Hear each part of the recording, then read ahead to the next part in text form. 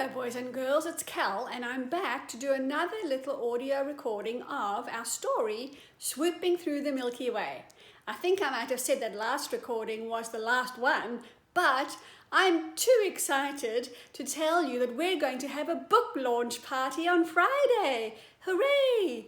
Now remember, we can't really visit each other's homes because of the coronavirus that's going around at the moment, so we're going to have a party online. So be sure to bring your own cake and your soft drink and a glass jar so that we can make our own galaxy, just like the Milky Way.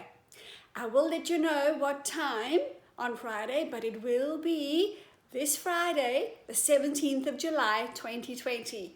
Okay, let's get on with a little recording, shall we? We'll carry on from where we left off last time. There we go. Oh, I might need to close my shutters. Can you see the glare on the book over there? Okay, let's see which one it is. Up. There, I think it's this one. There we go. That's a bit better. Back there. Ah, okie dokie.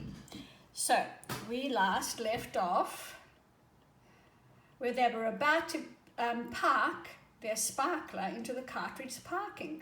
There it is over there. Can you see where my little cursor is flashing? Okay. My mouth opened to politely point out our tiny problem. This was Leo talking, boys and girls. When I felt myself being lifted by two claw-like hands. On twisting and thrashing around to see what was grabbing me, I discovered that the revolving cartridge had two metal arms which were programmed to rid the sparkler of all passengers before locking into position. One by one, we were ever so gently placed on top of the cartridge, which, now that I was on top of it, felt like the size of the London Eye Ferris wheel. As we all stood huddled together, wondering what to do next, the big wheel began to turn. Gasping with renewed fright, we grabbed onto each other and held on for our lives once again. The big wheel had turned clockwise, just enough to make the next parking space available before clicking and grinding to a stop. While this was all happening mechanically, we lost our footing as our feet simultaneously slipped out from underneath us. We landed on our behinds with a unifying bump, slid down the smooth edge of the big wheel, similar to a water slide ride, and landed most indignantly in a magnificent celestial domain, flat on our faces. "Ah," said Neb, "me next time show you land proper." "Next time? No way! Never again. I'm going home to stay after this visit." As I pushed myself up and straightened my clothes, I managed to answer Neb. Ursa edged closer to me, and I thought, at last, I had her on my side. She probably wanted to go home too now. "Be nice," she hissed in a dramatic stage whisper. My unsuspecting ear almost shriveled with shock. I staggered fearfully as she propelled me forwards by the arm. I was bumped incessantly, shoulder to shoulder, elbow to elbow, and little finger to little finger, as Neb and Cassie's family introduced themselves. "To Milky Way, welcome you be," they all repeated as they each passed from Ursa to me in neat single file. My stomach started to rumble most embarrassingly, not from fright, but from hunger, I realized, as a most delicious and familiar smell filled my nostrils. It smelled sweet, but not sugary, I noticed while I strained to recognize what it was.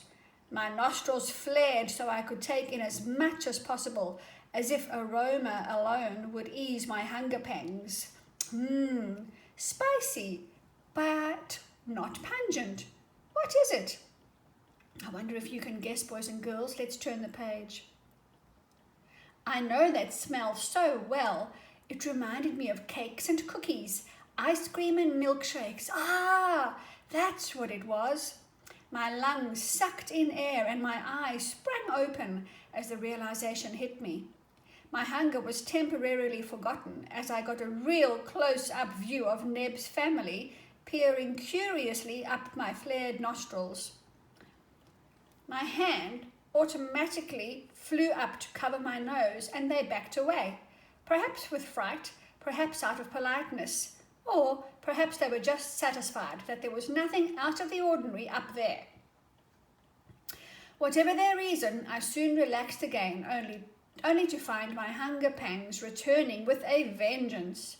It felt like the snap, crackle, pop of Rice Krispies exploding in my stomach as it rolled and groaned with starvation. The smell, I had correctly guessed, was vanilla. As we were currently in the Milky Way, the aroma occurred naturally in the atmosphere, wafting about in spirals around my head as I became dizzy and delirious with hunger. Whether they knew why I was swaying perilously close to the edge of sanity, or if they were just being polite, I'll never know. But the next moment, I was being seated in a chair-shaped star debris, obviously broken for some reason or other. The cushion in the chair was strangely comforting, as it was constantly bubbling, giving a massaging effect on my tender behind. It seemed to have a hovering effect on me as it bubbled on and on, keeping me just above the bubbles so as not to sink into them. They reminded me of the delicious froth on top of a milkshake, adding to my fierce hunger. Cassie brought a plate of eats out just in time to save me from extinction. I was long past the stage of worrying whether they were edible or not, and tucked right in. First was a Kookie. I know that only because Cassie so proudly announced, "You must Quirky eat first." Well, I wasn't sure if she meant the Quirky was going to eat me first, but I decided not to give it the chance and grabbed at it right away. Ouch! I was sorely rewarded with a sharp prick in the finger. Hee, be using cusp. Will Kookie hold so Leo prick finger do not? Well, it's a bit late to tell me that now, I thought, but was too hungry to care. Kookie prick no mouth, she added. My hunger decided to believe her, although my brain was a little skeptical. Nevertheless, I gingerly took my first bite at long last. Wow, now this was my kind of heaven. Sweet like honey and cool as a cucumber. Lepidoptera was my next treat, so I was told.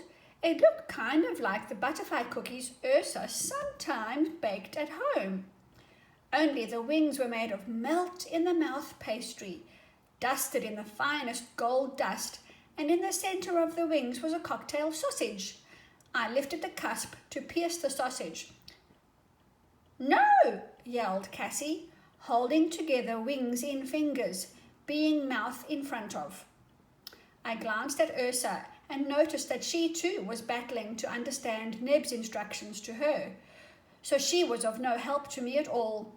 Ah, well, with nothing to lose, I held the Lepidoptera up and was ready to pop it into my chick-like wide-open mouth when the sausage squeaked and bounced onto my nostrils. Juice must be in mouth going, nose not. Eat, Leo, eat. This was from Cassie once more. Since when did eating become so difficult? Into my mouth it went, almost by itself, I'm sure. "Oh, are there any more?" I asked. This time I aimed straight for my mouth.